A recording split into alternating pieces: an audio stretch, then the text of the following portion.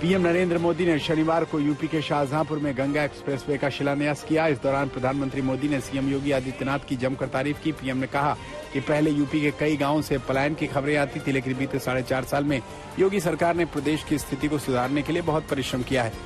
आज माफिया की जमीन और अवैध जमीन पर बनी बिल्डिंग पर बुलडोजर चलता है। बुलडोजर तो गैर कानूनी इमारत पर चलता है, लेकिन दर्द उसे पालने पोसने वालों को होता है। इसलिए आज यूपी की जनता कह रही है कि यूपी प्लस योगी बहुत है उपयोगी।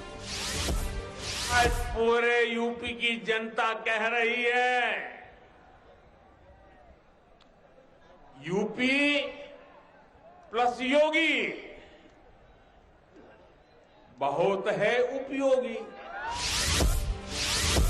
पीएम मोदी के यूपी प्लस योगी बहुत है उपयोगी वाले बयान पर समाजवादी पार्टी के अध्यक्ष अखिलेश यादव ने पलटवार किया। अखिलेश यादव ने कहा कि यूपी में सीएम योगी उपयोगी नहीं अनुपयोगी है। यूपी में नाम बदलने वाली सरकार है। जो दूसरों के दर्द को समझता है वो योगी होता है। समाजवादी पार्टी के अध्यक्ष अखिलेश यादव ने इस मुद्दे पर ट्वीट भी किया और लिखा, यूपी वाले कह रहे हैं अगर कोई उपयोगी है तो मुख्य योगी कौन है? जो योगी नहीं है उत्तर प्रदेश के लिए अनुपयोगी है। बताओ अनुपयोगी है कि नहीं है? अखिलेश यादव के करीबियों पर छापेमारी के बाद उत्तर प्रदेश की सियासत गर्मा गई है।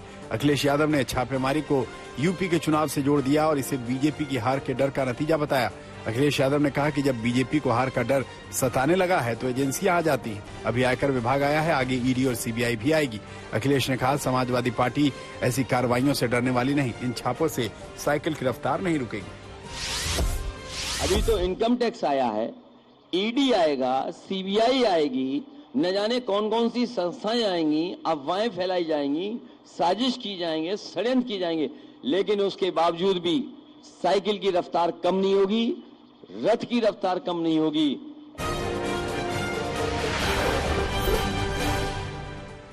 यूपी के मुजफ्फरनगर की जीआरपी पुलिस ने एक ऐसे गांजा तस्कर को गिरफ्तार किया है जो ट्रेन में छिपकर बिहार से गांजे की तस्करी करता था। पकड़े गए तस्कर से पुलिस ने लाखों की कीमत की करीब 16 किलो गांजा बरामद किया है। पकड़ा गया गांजा तस्कर मूल रूप से बिहार के मुजफ्फरपुर का रहने वाला है, जो तस्करी के लिए ट्रेन के बाथरूम का इस्तेमाल करता था।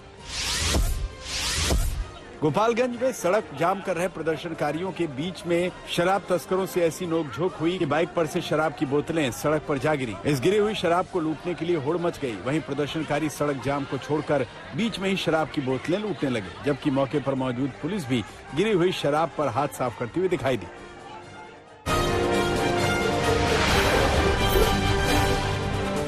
ओमिक्रॉन संक्रमण के चलते नेशनल फुटबॉल लीग ने सीजन के पहले मुकाबले को किया रद्द। अगले हफ्ते दूसरे मुकाबले के लिए नई तारीखों का ऐलान हो सकता है। अमेरिका में एक दिन में आए हैं कोरोना के 1,63,000 मामले।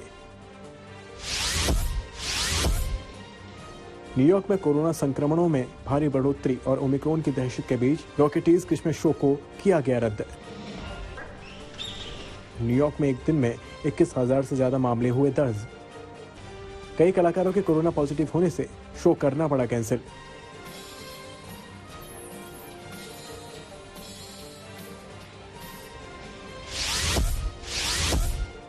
यूक्रेन में कोरोना के नए वेरिएंट ओमिक्रॉन ने दी दस्तक।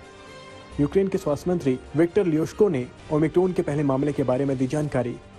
यूएस दौरे से हाल ही में लौटा था ओमिक्रॉन संक्रमित युवक। चीन में कोरोना के 89 नए मामले हुए दर्ज। जिलिन, हुनान और बीजिंग में हो रही मास टेस्टिंग। कोरोना केस बढ़ने से राजधानी बीजिंग में होने जा रहे विंटर ओलंपिक के आयोजन पर मंडरा रहा है खतरा। पाकिस्तान के कराची में बड़ा धमाका। पर्चा इलाके में सीवेज सिस्टम में हुआ अचानक धमाका। हादसे में 10 लोग मारे गए। धमाके में सीवर से सटे बिल्डिंग क्षतिग्रस्त हो गई। कई लोगों के मलबे में दबे होने की जताई जा रही है आशंका।